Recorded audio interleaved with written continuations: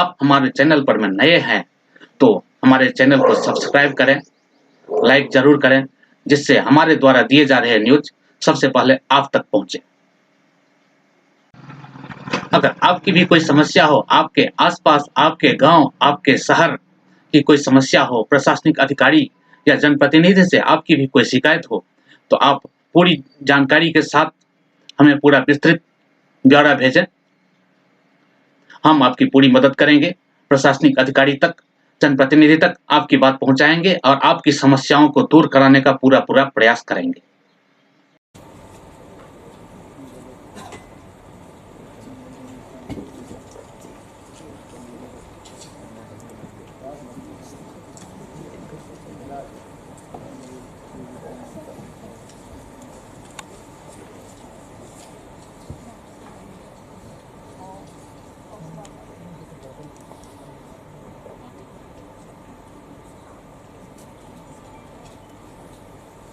छठे अंतर्राष्ट्रीय धर्म धम कॉन्फ्रेंस के अवसर पर उपस्थित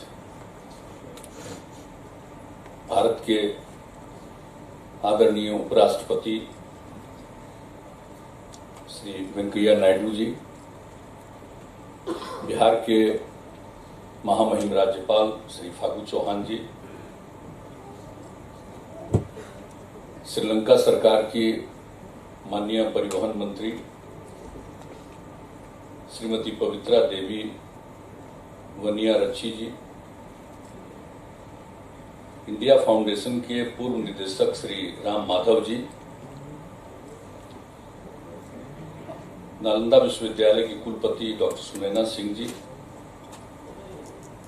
बिहार सरकार के माननीय मंत्री ग्रामीण विकास विभाग श्री श्रवण कुमार जी, इंडिया फाउंडेशन के निदेशक श्रीमती ललिता कुमार मंगलम जी,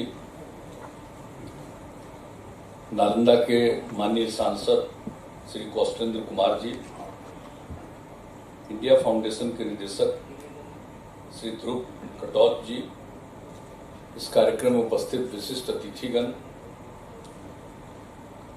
प्रिंट एवं इलेक्ट्रॉनिक मीडिया के सभी पत्रकार मित्रों, छायाकार बंधुओं, बहनों एवं भाइयों, मैं आज के इस कार्यक्रम में आप सबका स्वागत करता हूं, आप सबका अभिनंदन करता हूं।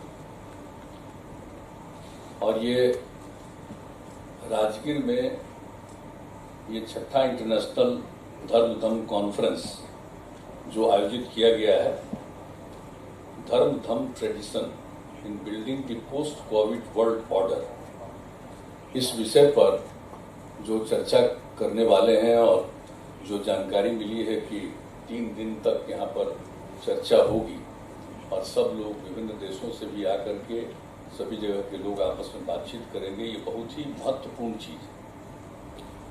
और इस अवसर पर तो आज तो अभी तो है और इन सब चीजों पर आप गौर करिएगा और हमको पूरा भरोसा है कि ये होगा। और आप लोगों ने जो चयन किया है कि इसको हमेशा आप नालंदा में इस बात की, राजगीर में इस बात को करते हैं, जो नालंदा विश्वविद्यालय है इसमें आप लोगों ने शुरू किया, तो नालंदा विश्वविद्यालय का तो कहानी और राजगीर का कहानी तो सबको मालूम है ना, कितनी बड़ी चीज। और नालंदा विश्वविद्यालय जो यहाँ पहले सबसे पहले बना हुआ था वो जला दिया गया, खत्म हुआ, लेकिन बाद में फिर जो हम लोगों के मन में बात आई कि साहब हम फिर से ये जो नालंदा यूनिवर्सिटी अंतर्राष्ट्रीय यूनिवर्सिटी है इसको स्थापित करेंगे। जब हम लोगों को बिहार के लोगों ने काम करने का मौका दिया 2005 के 26 नवंबर से, तब से हम लोगों ने इन सब चीजों के बारे में सोचना शुरू किया। और इसके बाद 2007 में तो हम लोगों ने तय किया कि एक अंतर्राष्ट्रीय बनेगा और उसके लिए हम लोगों ने जमीन का आवंटन किया, सब कुछ किया। और हमने केंद्र सरकार से उस समय से लगातार आग्रह करते रहे कि भाई इसको करिए, आप लोग करिए, इंटरनेशनल होगा तो फॉरेन मिनिस्ट्री के साथ इसका होना चाहिए।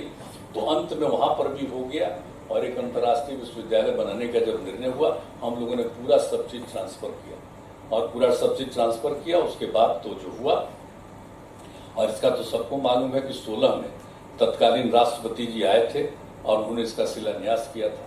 और उसके बाद आज देख करके मुझको बड़ी खुशी हो रही है कि अब कम से कम कुछ काम तो हो गया, इतना बिल्डिंग बन रहा है। और हम तो बाद में आकर के इनसे बातचीत हो गई है हमारे साहिबा से, हम लोग आकर के देखेंगे कि और तेजी से कितना इसका और बढ़िया से काम हो जाए और तेजी से। और ये है अंतर्राष्ट्रीय, कोई नॉर्मल यूनिवर्सिटी नहीं है, इस सामान्य विश्वविद्यालय नहीं है। और जरा सोचिए ना कि जब वो यहाँ पर यूनिवर्सिटी था तो उसमें किन किन राज्यों के लोग पढ़ते थे। उस समय जब नालंदा विश्वविद्यालय शुरू वाला था तो उसमें 10,000 स्टूडेंट पढ़ते थे। और इसी देश के नहीं, दुनिया के अनेक जगहों से लोग आकर के यहाँ पर पढ़ते थे। मैंने उस समय चाइना, कोरिया, जापान, तिब्बत, दक्षिणी पूर्वी एशिया में बौद्ध भिक्षु होते थे और सब जो आते थे लोग यहाँ पर पढ़ते थे। तो ये अपना इसका बहुत बड़ा इतिहास है। और जब हम लोगों ने शुरू किया तो हम लोग भी चाहते यही है कि ये बिल्कुल अंतर्राष्ट्रीय स्तर का हो और इसके लिए जो कुछ भी करने की आवश्यकता हो वो सब किया जाए। और राजगीर में इसका चयन हुआ तो नालंदा तो आप जानते ही हैं, उसका जगह का ही नाम नालंदा है, नालंदा विश्वविद्यालय। और तो बर्बाद हुआ तो उसके लिए तो जितना प्रयास किया गया से लोग आकर के यहाँ पर पढ़ते थे। मैंने उस समय चाइना, कोरिया, जापान, तिब्बत, दक्षिणी पूर्वी एशिया में बौद्ध भिक्षु होते थे और सब जो आते थे लोग यहाँ पर पढ़ते थे। तो ये अपना इसका बहुत बड़ा इतिहास है। और जब हम लोगों ने शुरू किया तो हम लोग भी चाहते यही है कि ये बिल्कुल अंतर्राष्ट्रीय स्तर का हो और इसके लिए जो कुछ भी करने की आवश्यकता हो वो सब किया जाए। और राजगीर में इसका चयन हुआ तो नालंदा तो आप जानते ही हैं, उसका जगह का ही नाम नालंदा है, नालंदा विश्वविद्यालय। और तो बर्बाद हुआ तो उसके लिए तो जितना प्रयास किया गया तो प्रयास करने के बाद तो यहाँ पर इसके लिए स्थल का चयन किया गया। तो अब तो ये सब चीज तो हो ही रहा है और बहुत अच्छे ढंग से आगे भी काम हो। और चाइना ये इसको जो सोचा गया है राजगीर के बारे में, ये तो बड़ी पौराणिक जगह, बहुत पुरानी जगह। ये तो सबसे पुराना राजधानी। और ये मत समझिए कि कोई एक ही जगह की चीज थी। दुनिया का इतना बड़ा हिस्सा जो आज जिसको हम लोग देश अपना मानते हैं, इससे भी ज्यादा और कई हिस्सों का सबका कैपिटल यही था। और राजगीर से फिर बढ़ करके पाटलिपुत्र में। और कितनी बात है इसमें भगवान बुद्ध का क्या रिश्ता। जब भगवान बुद्ध ज्ञान की प्राप्ति के लिए ढूंढ रहे थे तब यहाँ से गुजरे थे, तब भी यहाँ रुके थे। लेकिन जब उनको ज्ञान की प्राप्ति हुई बोध गया में तो उसके बाद फिर वो अनेकों बार राजगीर में आते थे और यहाँ लोगों को उपदेश देते थे। तो ये कितनी कैसी चीज। भगवान बुद्ध का तो खैर है ही है और भगवान महावीर का भी इसका बहुत बड़ा संबंध। उन्हीं दिनों के हैं भगवान महावीर। और खैर उनकी तो ज्ञान प्राप्ति हुई थी भगवान बुद्ध की यहाँ पर बोध गया में। लेकिन जो भगवान महावीर थे उनका तो जन्म भी हुआ, लेकिन उनकी मृत्यु भी यहीं पर बगल में पावापुरी में होगी। तो और जो अभी देखिएगा कि यहाँ पर जितना भी हम लोगों का ये जो पंच पर्वत इलाका है और उसी के बीच में ये राजगीर का था, पुरानी राजधानी यही पंच पर्वत इलाके के बीच में थी, सुरक्षित सबसे पहले, हजारों साल पहले की कहानी।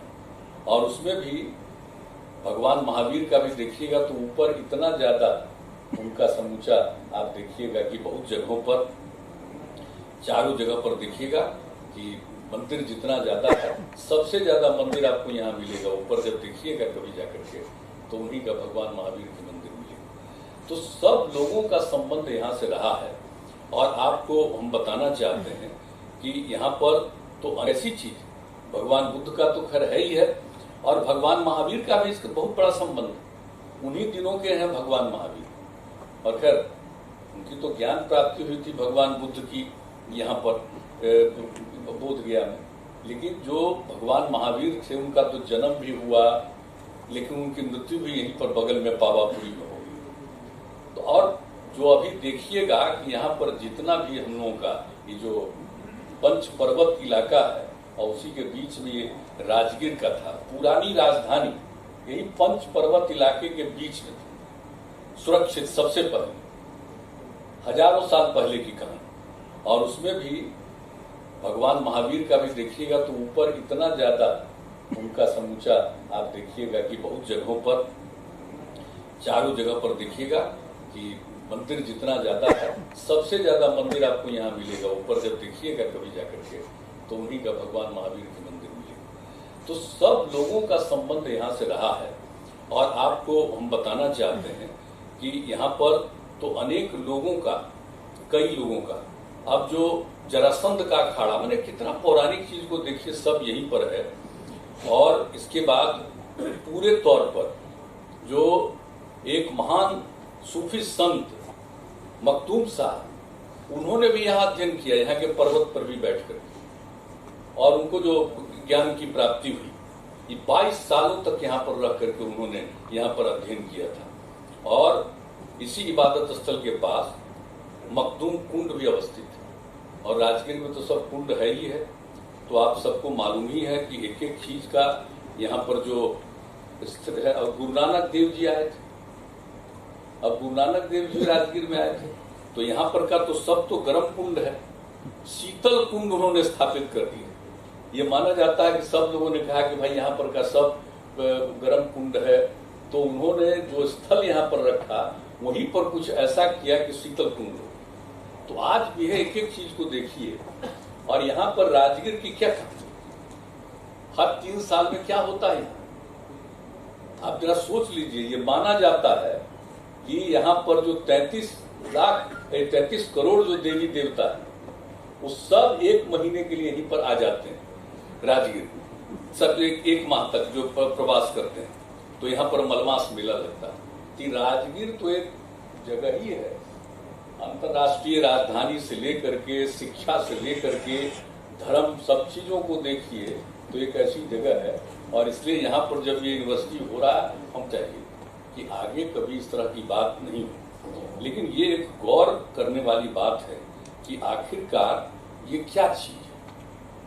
अब आप समझ लीजिए कि ये तो निश्चित रूप से कोई नेचुरल नहीं, ये तो नेचुरल नहीं, ये तो बिल्कुल आर्टिफिशियल है। नेचुरल तो हो ही नहीं सकता, ये आर्टिफिशियल। और चाइना से इसकी शुरुआत हुई थी, और जहां से ये फैला है, कहीं ये कोई सोच नहीं सकता है कि भाई कोई भी चीज पूरे दुनिया में फैल जाएगी। तो निश्चित रूप से ये ऐसा है, इस पर जरूर विचार जो हम लोग कर रहे हैं धर्म सम्मेलन में, गौर करिए कि आखिरकार इसको कैसे, जिस तरह का काम हो रहा है आजकल, अब इसके बाद जो भी होना है, पता नहीं पृथ्वी पर क्या संकट आने वाला है। अब इसी तरह की बात आगे भी होगी तो कितना खतरनाक होगा। तो ये सब तो गौर करने वाली चीज है ही है। तो इसलिए तो ये जो चीन का जो वुहान था, जहां से ये सब शुरू, तो वहां पर तो अब चाइना का तो पता नहीं चलता है, पता नहीं चलता है चाइना में क्या। तो जितना बोलेगा उतना ही पता चलेगा। लेकिन चाइना के बारे में लोगों को कहाँ सूचना मिलती है इतनी कि कहाँ पर क्या हुआ और अभी क्या हो रहा है, कौन जानता है। लेकिन वहीं से शुरू हुआ और सारे दुनिया में फैल गया। तो इसलिए इन सब चीजों पर तो हम लोगों को पूरे तौर पर करना चाहिए। और बहुत बड़ी चीज है कि जो कोविड टीकाकरण की शुरुआत आप सब लोग जानते हैं, इसी साल जो शुरू किया गया 16 तारीख जनवरी को, और तब से जितना हमने चर्चा की, कितना किया जा रहा है, तो ये सब तो काम किया ही जा रहा है। लेकिन इस पर देखना बहुत जरूरी है और इन सब चीजों पर आप गौर करिएगा। और हमको पूरा भरोसा है कि ये होगा। और आप लोगों ने जो चयन किया है कि इसको हमेशा आप नालंदा में इस बात की, राजगीर में इस बात को करते हैं, जो नालंदा विश्वविद्यालय है, इसमें आप लोगों ने शुरू किया है। तो नालंदा विश्वविद्यालय का तो कहानी और राजगीर का कहानी तो सबको मालूम है ना, कितनी बड़ी चीज। और नालंदा विश्वविद्यालय जो यहाँ पहले सबसे पहले बना हुआ था, वो जला दिया गया, खत्म हुआ। लेकिन बाद में फिर जो हम लोगों के मन में बात आई कि साहब हम फिर से ये जो नालंदा यूनिवर्सिटी अंतर्राष्ट्रीय यूनिवर्सिटी है, इसको स्थापित करेंगे। जब हम लोगों को बिहार के लोगों ने काम करने का मौका दिया 2005 की 26 नवंबर से, तब से हम लोगों ने इन सब चीजों के बारे में सोचना शुरू किया। और इसके बाद 2007 में तो हम लोगों ने तय किया कि एक अंतर्राष्ट्रीय बनेगा, और उसके लिए हम लोगों ने जमीन का आवंटन किया, सब कुछ किया। और हमने केंद्र सरकार से अब तो चाहे किसी की उम्र कितनी भी हो, कितने भी बुजुर्ग लोग हों, उनसे पूछा जाता है तो आज तक इस तरह की बीमारी नहीं। अगर कभी कोई इतिहास पढ़िए तो उसमें ऐसी कोई जानकारी नहीं मिलती कि ऐसी बीमारी कैसे हुई, और ऐसी कोई बीमारी होती है कि पूरे दुनिया में फैला हुआ, ये भी नहीं हो कि दुनिया का कोई राज्य बचा, तो ऐसी स्थिति हुई है, तो यह तो है ही खतरनाक चीज। और इसको लेकर के जितना पूरे दुनिया में अलग अलग राज्य देशों में लोगों ने अपना काम किया, और हम लोगों के देश में तो पूरे तौर पर इसके लिए काम हुआ। प्रधानमंत्री जी का हमेशा गाइडलाइन मिलता रहा, मीटिंग होती रही, हर राज्यों के साथ मीटिंग होती रही, सब लोगों के साथ, अधिकारियों के साथ बातचीत होती रही कि कैसे इसका हम सॉल्यूशन करेंगे, कैसे इसका रास्ता निकालेंगे। तो उस पर तो काम किया गया, ये अपने आप में बहुत बड़ी चीज है, और सब जगह घटा है, हम लोगों के यहाँ भी बहुत घटा है, लेकिन फिर भी खतरा रहता है। लोग सचेत करके रहते हैं कि 2 राउंड हो गया, तीसरा राउंड कभी भी हो सकता है। तो ये सब ऐसी चीज है कि इन सब चीजों पर तो बिल्कुल बात करना चाहिए, और ये बड़ी चीज है।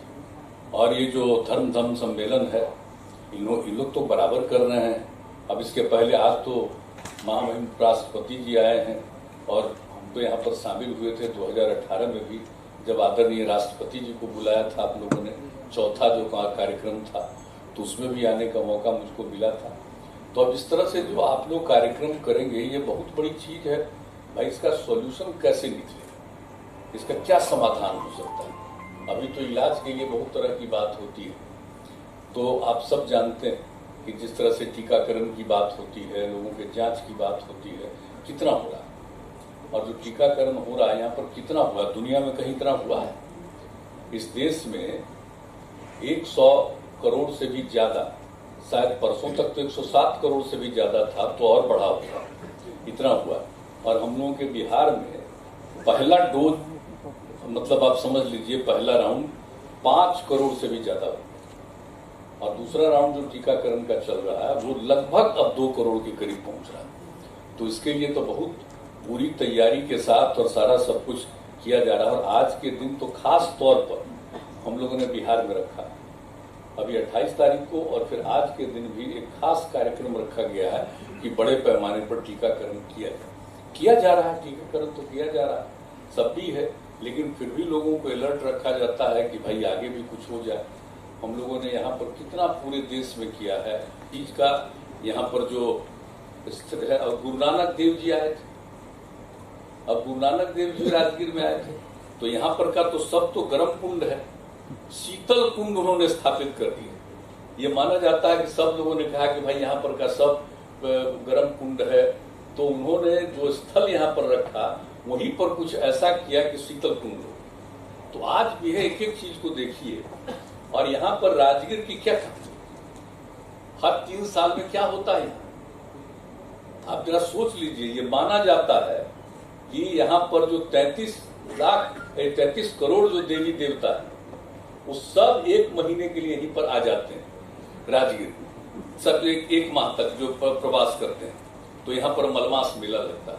कि राजगीर तो एक जगह ही है, अंतर्राष्ट्रीय राजधानी से लेकर के, शिक्षा से लेकर के, धर्म, सब चीजों को देखिए तो एक ऐसी जगह है।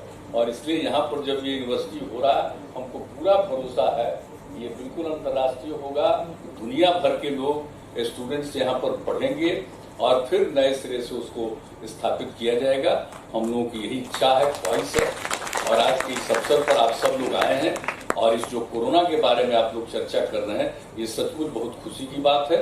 इस पर लेकिन बात तो यही करना ही पड़ेगा भाई कि ये जो जिस तरह से ये आर्टिफिशियल टाइप की चीज निकली है, नेचुरल नहीं है, तो इसका समाधान कैसे होगा? लोगों को हम किस तरह से गाइड करेंगे कि इस तरह की चीजों के चक्कर में मत पड़िएगा, प्रेम से रहिएगा, एक दूसरे के प्रति प्रेम का भाव हो, सद्भावना का भाव हो। तो इस तरह का एक माहौल बनना चाहिए। तो इस अवसर पर जो कुछ भी आयोजित किया है, हमारे आदरणीय माननीय उपराष्ट्रपति जी आए हुए हैं, उनको बोलना है, सब चीजों को यहाँ पर करना है। तो आप लोग बहुत अच्छे ढंग से कीजिए, और ऐसा करिए आप लोग कॉन्फ्रेंस कि इससे जो चीज निकले वो सचमुच अपने देश के लिए तो उपयोगी होगा ही, पूरे दुनिया के लिए उपयोगी हो जाए। इस तरह की बीमारियों से किस तरह से इसका लोगों का बचाव होगा। तो आज के इस अवसर पर आप सब लोगों का मैं अभिनंदन करता हूं कि आप बैठ करके इन सब विषयों पर बात करेंगे। और आज आप यहाँ पर पधारे हैं हमारे आदरणीय उपराष्ट्रपति जी, उनका भी मैं विशेष तौर पर अभिनंदन और स्वागत करता हूं सबको। और इन्हीं शब्दों के साथ मैं आप सब लोगों को धन्यवाद देते हुए अपनी बात को समाप्त करता हूं।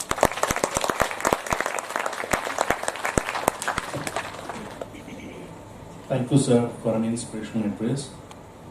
It's our pleasure to invite Honorable Governor of Bihar to give his PR से लाइव न्यूज से मैं हूँ आपके साथ संपादक अशोक कुमार झा। हम फिर मिलेंगे आपसे बेहतरीन और ताजा खबरों के साथ। नमस्कार।